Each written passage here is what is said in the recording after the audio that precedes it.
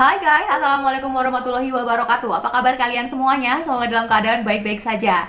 Ya, hari ini saya akan bawain cerita horor lagi buat kalian penggemar cerita horor dan kalian yang udah kangen sama cerita horor di channel ini. Tolong sebelum kita mulai videonya, tolong diklik subscribe-nya dulu ya buat kalian yang belum subscribe, dan juga like dan juga nyalakan bel notifikasi biar kalian tahu kapan pun aku upload video. Dan juga satu lagi guys, share ke sosial media yang kalian punya. Kalau udah melakukan semua itu, aku ucapin terima kasih banyak. Semoga kalian semua dapat pahala ya yang berkelimpahan. Dan cerita hari ini adalah tentang misteri tangis minta tolong. Perjalanan menuju kota tujuan Surabaya, Rahmat tempuh dengan mobilnya dalam waktu sekitar 6 jam. Lumayan jauh memang. Di kota tujuan, Rahmat segera mengecek lokasi proyek berada.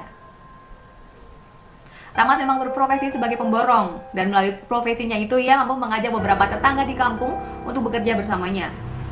Hari itu, selain mensosialisasi sebuah proyek yang akan dia kerjakan dan ia gunakan untuk mencari tempat tinggal. Akhirnya setelah berkeliling sana kemari, Rahmat tampak menjatuhkan pilihan di sebuah rumah kos di pinggiran kota. Sedangkan nanti para tetangga yang jadi anak buahnya akan tinggal di proyek. Melalui nomor ponsel yang tertera di halaman rumah, Rahmat menghubungi sang pemilik kos tersebut. Sesaat kemudian, nomor yang dia tuju pun tersambung nih guys. Melalui percakapan ponsel, akhirnya Pak Diman, si pemilik rumah, menyuruh Rahmat untuk menunggunya beberapa saat. Dengan mengendarai sebuah sedan, tampak Pak Diman menuju rumah itu dengan pelan. Menurutnya, jarak rumah dengan kos memang lumayan jauh, sekitar 20 menit perjalanan mobil. Setelah saling memperkenalkan diri dan berbahasa basi, Pak Diman mengajak Rahmat berkeliling melihat-lihat situasi. Ada dua rumah besar, dikelilingi banyak pepohonan buah, bahkan ada pohon sawo besar tumbuh di antara dua rumah itu. Mungkin sudah tumbuh selama puluhan tahun ya di area itu. Bangunannya sangat tinggi dan itu merupakan desain tahun 80-an. Jadi mengingatkan dia pada rumah-rumah di zaman penjajahan gitu guys. Didampingi sang pemilik, Rahmat mulai berkeliling ke dalam rumah. Nggak disangka, ternyata di dalam terdapat beberapa benda bernilai seni tinggi. Meja kursinya terbuat dari kayu jati tua dengan ukiran yang sangat halus. Di tengah ruangan itu juga terdapat sebuah lampu kuno yang tentu menjadi incaran para kolektor. Rahmat juga melihat barang-barang dari jati dan juga pernak-pernik lain yang gak kalah indahnya guys, membuat Rahmat semakin kagum akan rumah itu. Dari 4 kamar yang ada, Rahmat mendapat satu kamar di ujung belakang, karena ketiga kamar lain udah ada yang nempatin nih guys. Bukan masalah jadi kata dia, karena nantinya dia akan banyak berada di proyek daripada di rumah. Jadi ke kos itu cuma buat tidur doang gitu. Rumah sebelah juga berisi 4 kamar, tapi udah dikontrak seorang janda bernama Ratna yang merupakan seorang pengusaha batik. Sayang, baru menikah sekitar 4 tahun, suaminya keburu meninggal guys. Lantas perempuan itu meneruskan usaha suaminya membuka gerai batik. Setelah selesai melihat isi rumah, mereka kembali ke teras dan duduk-duduk di sana sambil menyalakan rokok gitu. Rahmat nanya-nanya dong ya, sewanya berapa pak? Fasilitasnya apa aja gitu. Setelah terjadi sedikit tawar-menawar, akhirnya mereka ketemu nih harga yang mereka sepakati berdua. Langsung saja Rahmat membayar cash beberapa bulan ke depan, dan Pak Diman langsung menjabat tangan, dan juga Pak Diman segera pamit untuk pulang kembali. Di luar rumah kos, Rahmat sangat menikmati pagi yang cerah. Semuanya normal di bawah pohon sawo. Gerakan itu dihentikan ketika dia mendengarkan suara dari pintu yang terbuka. Ketika ia menoleh, terlihat olehnya seorang laki-laki berperawakan tinggi besar dengan rambut panjang terurai keluar dari kamarnya. Laki-laki kekar itu tampak memandang tajam ke arahnya guys. Rahmat memandangnya kembali dengan perasaan yang kurang nyaman, dan rasa kurang nyaman itu semakin memuncak ketika dengan langkah lebar laki-laki itu mendekati dia. Satu langkah di hadapan Rahmat, tampak lukisan tato menghiasi kedua tangannya. Laki-laki itu lantas tersenyum, lalu menjulurkan tangan. Saya Wisnu katanya. Sudah 3 minggu tinggal di sini. Rahmat membalas uluran tangan itu. Rahman, saya baru semalam. Balas Rahman dengan sedikit gugup. Oke Mas Rahman, saya keluar dulu. Nanti dilanjut ngobrolnya. Lalu orang itu melangkah meninggalkan Rahman. Dia terlalu cepat menilai ya. Dia kira orang yang barusan kenal nama dia itu adalah preman yang kasar. Ternyata dia orang yang ramah banget, dan ternyata memang tetangganya sendiri, tetangga kamar ya guys. Kembali Rahman masuk ke dalam. Tampak pula seorang berperawakan tinggi kurus bersiap menjalankan aktivitasnya. Disusul seorang laki-laki yang terlihat paling muda di antara mereka. Rahman pun mengenalkan diri. Laki-laki itu bernama Benny, senyumnya terlihat sadis. Sedangkan yang paling muda bernama Rizal, pemuda yang tampak cuek dengan lingkungan sekitarnya. Saat itu sudah pukul 7 lebih 10 menit guys. Dia menjadi penghuni kos yang terakhir keluar. Yang lain lebih dulu meninggalkan kos untuk aktivitas mereka masing-masing. Tanpa membuang waktu, mereka langsung memanasi mesin mobil dan juga menuju proyek yang sedang dia gunakan. Jantungnya mulai deg-degan ketika penghuni rumah sebelah tampak keluar. Rahman pun berusaha berkenalan dengan orang sebelah ini. Karena masih muda dan masih cantik, Rahman pun deg-degan ya. Terus diajaklah cewek ini buat kenalan. Saya Rahman gitu. Saya Ratna, kata si cewek. Terus kemudian Rahman berusaha basa-basi, dan setelah basa-basi Rahman berusaha ngajak si cewek ini jalan bareng guys. Jadi bareng saya aja gitu. Ya gimana ya cowok basa-basi ke cewek gitu. Dan Ratna pun akhirnya mengiyakan loh ajakan Rahman untuk jalan bareng. Rahman pun terkesan karena baru pertama kalinya ada wanita cantik duduk bareng semobil dengannya. Sambil di jalan mereka pun saling ngobrol, ya ngobrol tipis-tipis lah guys. Nah kira-kira udah sebulan kemudian Rahman tinggal di kos ini. Dan sejauh ini dia merasa sangat nyaman. Apalagi ada Ratna yang selalu diantar jemput setiap pulang dan berangkat kerja. Hingga dia akhirnya jatuh cinta nih guys. Dia memendam dan dia merasa masih butuh waktu untuk mengenal lebih dekat. Rahman tuh sebenarnya juga orang yang supel ya. Karena dia juga berbagi cerita ke penghuni kos lain. Gak cuman Ratna. Tapi dia juga akhirnya gimana sih kalau cowok-cowok ngobrol ya, akhirnya mau nggak mau dia cerita ke teman-teman kosnya kalau dia tuh deket sama Ratna gitu. Teman-teman kosnya tentu saja sangat iri guys. Bagi Rahman, Rizal adalah teman kos yang paling ramah dan paling baik. Dia menanggapi cerita-cerita yang dilontarkan oleh Rahman dengan baik. Enak diajak ngobrol gitu loh guys. Hingga akhirnya satu persatu mereka pamit meninggalkan kos kecuali Wisnu yang tiba-tiba menghilang tanpa jejak. Padahal kosnya masih tersisa 1 bulan ke depan. Sementara Benny dan Rizal terlihat sangat buru-buru saat berpamitan guys.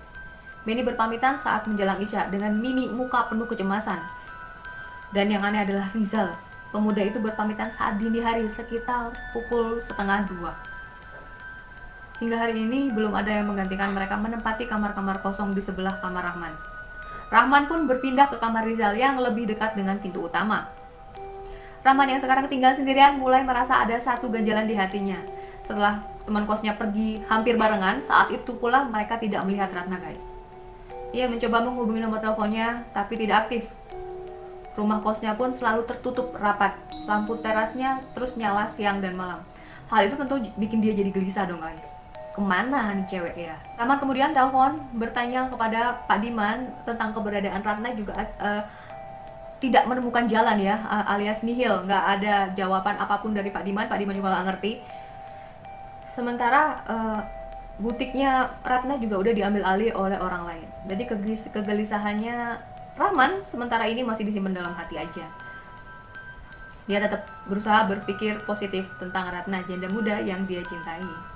Menjelang tengah malam, gerimis turun tipis-tipis, namun angin bertiup begitu kencang. Ada perasaan resah tiba-tiba berkunjung di hati Rahman.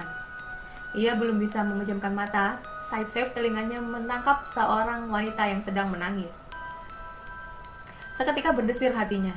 Terbawa rasa penasaran, dia pun beranjak dari kasur, lalu berjingkat pelan menuju sumber arah suara. Jelas itu suara Ratna, wanita yang dipujanya selama ini. Lalu dia pun keluar melewati kamar lain yang sudah gelap dan sepi. Saat dia hendak menuju rumah sebelah yang dulunya dihuni Ratna, tiba-tiba tangisan itu hilang. Karena tercium bau bunga tadi, dia akhirnya jadi takut dan mengurungkan niatnya untuk ngecek lebih lanjut. Dan dia pun kembali ke kamar untuk tidur guys. Dalam tidurnya dia melihat wanita yang umur sekitar 30 tahun sedang ada di kamar sambil tersenyum-senyum menghitung uang. Uang itu pecahan 100-an dan 50.000. Bibirnya nggak henti menyungging senyum, entah karena apa. Wanita itu tidak menyadari bahwa ada seseorang yang sedang menyelinap menuju ke arahnya. Senyum wanita itu masih tersungging ketika tangan kiri seseorang dengan cekatan membekap mulutnya. Tidak ada suara ketika tangan kanan orang yang membawa sebilah pisau itu dengan cepat menghujam pada sang wanita. Diakhiri dengan gorokan di leher. Sang wanita menggelepat. Lalu selesailah. Uang berjumlah puluhan mungkin ratusan juta itu udah berpindah tangan guys. Tidak hanya itu, beberapa handphone yang tergeletak juga tidak luput menjadi sasarannya, masuk ke dalam tas hitam yang seorang itu bawa. Lalu segera setelah uang dan bawa barang berharga itu terambil, lantas orang itu meninggalkan sang wanita tewas bermandikan darah. Rahman tersentak, dengan nafas terengah-engah dia terbangun, termangu menimbang-nimbang mimpi yang baru saja singgah di alam tidurnya. Berdesir kembali hatinya. Ia pun teringat bahwa beberapa hari sebelum ia berangkat ke kota ini, ia telah mengalami mimpi yang sama. Ia terus berpikir tentang apa makna mimpi itu, hingga azan subuh mulai terdengar. Hari-hari dilalui Rahman dengan kerja dan kerja. Dia lupakan mimpi tentang pembunuhan itu. Tapi walaupun dia mencoba melupakannya, sekarang malah dia diteror dengan bau bangkai di dalam kosnya. Dia coba melupakan semua dengan sering ikut turun tangan membantu anak buahnya. Tapi bau bangkai itu terus menyiksanya. Dia pernah meminta bantuan pada Pak Diman untuk mencari asal bau tersebut, tapi tidak ada hasil. Bau itu menyebar mengelilingi rumah kos setiap menjelang tengah malam. Karena kecapean sepulang kerja, dia langsung tidur. Dalam lelap tidurnya, dia seperti melihat seorang wanita yang tengah duduk membelakanginya di ujung dipan tempat tidurnya. Wanita itu menangis terisak-isak, guys. Pilu menyayat hati. Lalu dengan halus seperti meminta tolong pada Rahman. Tolong, mungkin gitu ya bunyinya. Berkali-kali rintihan itu membenging di telinga Rahman, dan sangat jelas suara itu suara Ratna. Rahman pun terjaga, namun setelah ia membuka mata, tidak ada siapapun di kamarnya, membuat bulu kuduknya tiba-tiba berdiri. Lagi-lagi dia mencium bau busuk yang sangat anyir dan menusuk hingga ke ulu hati. Aneh, kenapa bau ini datang jam segini, gumamnya. Tangisan itu kembali terngiang di telinga Rahman. Suara itu terdengar lirih namun sangat menyayat hati, guys. Dengan tangan kiri menutupi hidungnya, Rahman bangkit menuju suara rintihan tersebut. Belum sempat dia keluar kamar, suara itu menjauh dan menghilang. Hujan deras turun menunjukkan suasana di malam itu makin syahdu. Dia rindu akan Ratna, dia tidak bisa kembali tidur. Dalam angan-angan, sayup-sayup terdengar suara seorang memanggil. Mas Rahman, buka pintunya, Mas. Gitu. Rahman mendengarkan dengan lebih cermat, lalu dia bergegas ke arah suara itu, dan dia yakin suara itu adalah suara Ratna. Pintu segera dia buka, dan di sana Ratna telah berdiri. Senyum itu menghias di bibirnya. Senyum yang sangat dirindukan itu telah kembali. Ratna, kok kamu lama gak kelihatan, kemana aja? Tanya Rahman. Namun orang yang ditanya seperti tidak peduli, bahkan hanya membalas dengan permintaan tolong. Lampu kamarku mati, Mas, bisa minta tolong? Rahman pun segera mengikuti langkah Ratna. Rumah yang ditempati Ratna itu dalam keadaan sangat gelap. Tidak ada cahaya sama sekali. Baru selangkah Rahman masuk, tiba-tiba bau busuk itu sudah menyergap. Sejenak langkahnya terhenti oleh rasa mual yang sangat hebat. Hanya Rahman celengukkan nyari Ratna. Ratna, gitu. Rahman berteriak-teriak memanggil Ratna. Sementara bau busuk semakin hebat menyengat. Dia menutup hidung menggunakan tangan kirinya. Dengan korek api, Rahman lantas memeriksa ruangan demi ruangan, sembari terus memanggil Ratna. Hingga tibalah di kamar terakhir yang belum Rahman periksa. Nyala korek api seakan menjadi saksi bisu di malam itu. Di sana dia mendapati sosok tubuh yang sudah melepuh hampir hancur, dengan bau yang sangat busuk menyengat. Belatung berlompatan seakan berpesta pora di dalam tubuh yang busuk itu. Setelah sadar apa yang sedang ia hadapi di depan matanya, dengan sekuat tenaga Rahman pun lari. Itu karena gelap, ia pun menabrak barang-barang yang ada di rumah itu, guys. Namun demikian, sampai juga ia di pintu depan rumahnya. Tanpa pikir panjang, Rahman pun segera keluar. Ia menuju mobilnya dan segera bergegas melaju menuju proyek di mana anak buahnya menginap. Singkat cerita, semua penghuni kos dipanggil pihak kepolisian.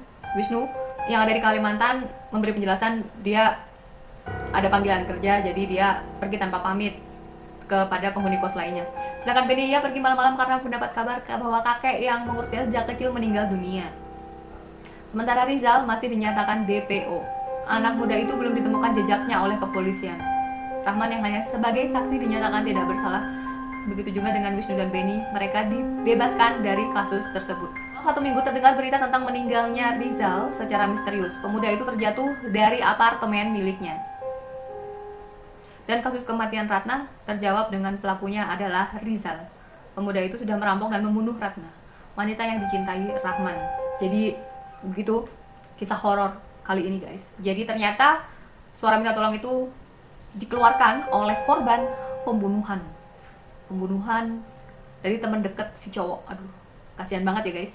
Oke, buat kalian semoga kalian bisa tidur nyenyak malam ini. Dan sampai ketemu lagi videonya Maya nanti berikutnya. Dan assalamualaikum warahmatullahi wabarakatuh. Terima kasih yang udah nonton ya. Dadah.